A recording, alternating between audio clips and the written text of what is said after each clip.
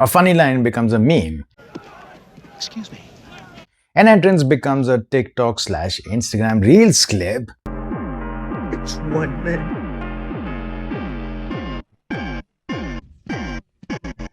Hold it right there. A funny reaction becomes a GIF. Whoa, whoa. Here I come. Oh, here I come. Oh. A dance routine or a dance step becomes a TikTok or an Instagram Reel trend. Where does this all end? Not anytime soon. Meme cultures, internet culture, and all sorts of internet trends these days are deciding how a movie operates, is deciding how a movie is shaped, formed, distributed, and written. You could really say that these days, the way the internet reacts to the movie has become far more important and far different than how we in real life used to, well, without the internet's existence, used to react. We don't no longer, well, we rarely these days say the second act of the movie did very well because the relationship between certain characters were built up beautifully well. Now we say, bro, did you check this 30-second scene out? The edits have become more and more popular than the movie itself. A large amount of the audience, well, they want to or they do see a clip or fragments of the movies or fragments of a particular movie through multiple 30-second clips rather than go into the goddamn theater or watch it on TV. Not saying they don't do the latter, but the former is far more popular at this very moment, and that is absolutely affecting the way people make movies today. So these days, the characters have become more of a brand than anything else. People love to see these brands, these characters like Spider Man, Iron Man, and whatnot. They have that brand personality that millions and thousands and hundreds of thousands and millions of edits are made on Instagram and TikTok with these personalities, and they become the selling point of the movie itself. Studios have realized this, studios have understood this, and to cater to the fans of the brand has become far more or as equal as the character within the movie. The culture of the fans is influencing the action movie. Internet creates an immediate feedback loop. Movie announced, fans react, leaks, theories, outrage, memes. The studio responds, trailer changes the perception, movie releases, and the fans react again. 20 years ago, filmmakers could disappear into the production for years, and now they are making movies in an environment where millions of people are constantly telling them what they want. And sometimes the studios listen, and that creates an interesting question. Are movies still being made for the audiences, or are they being made in conversation with them?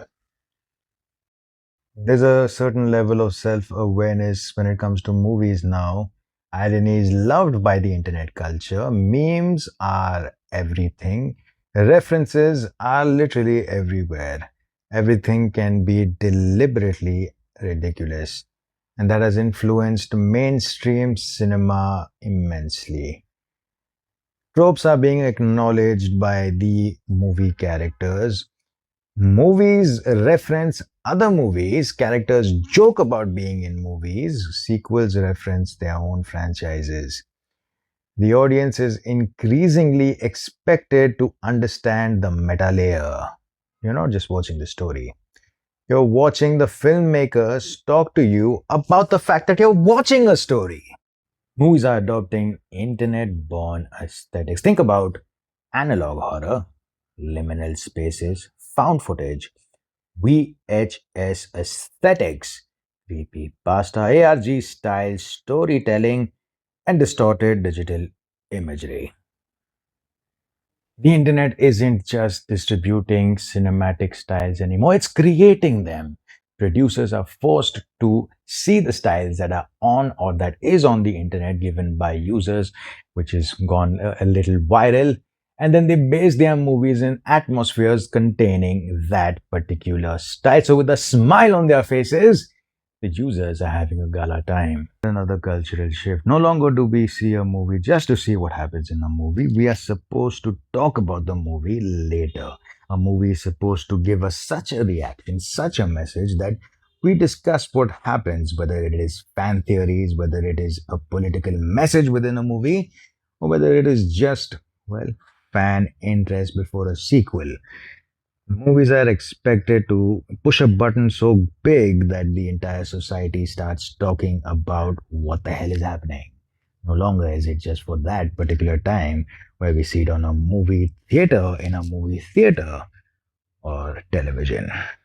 Seeing as though internet decides a lot of things, a lot of internet lore that I stated earlier has also been used as well topics for movies. The first one was Slender Man, the first great myth of the web. An urban legend conjured from the internet's collective consciousness. So it's no surprise that it, well, had a slew of adaptations.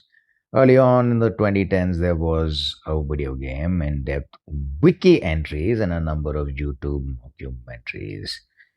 But it would still take a few more goes, a few more years for a full fledged film with a major studio packing it to hit the cinema screens. Many people involved probably wish it hadn't been this way, probably wish that this film wouldn't have been made because it received something that was absolutely horrible for the people involved and the fans that were made to stay and watch this film, as it was nominated for a Razzie for the worst supporting actress. So you can see where the film had lied, or which section the film was in, if it is, well, nominated for a certain thing in the Razzies. It was also pulled from some cinemas due to real life horrible incidents that were, well, occurred years earlier. Nevertheless, it did help kickstart a subgenre for horror, and like many pioneers, it's probably misunderstood. Well, I'm not so sure about that. It's probably really, really good that it never had seen the light of the day. Well, in terms of cinematic criticality, not that it started an atmosphere that kickstarted a subgenre. Another one of the pioneers, or the first movies that were absolutely, well, taken by internet lore, is the Soviet sleep experiment. The Soviet sleep experiment is a thriller or a ridiculous work of anti communist propaganda. It draws on a long running creepy pasta, which is now, well, an urban legend known as the Russian sleep experiment. This recounts the tale of several test subjects in Soviet Russia who were exposed to an experimental gas that kept them awake for all of 30 days. Over time, the subjects are transformed into zombie like violent beings based on an image shared online on an online wiki around 2010. The photo actually shows a Halloween animatronic that was sold in the mid 2000s and only shows up as a one dimensional Easter egg in this particular film itself.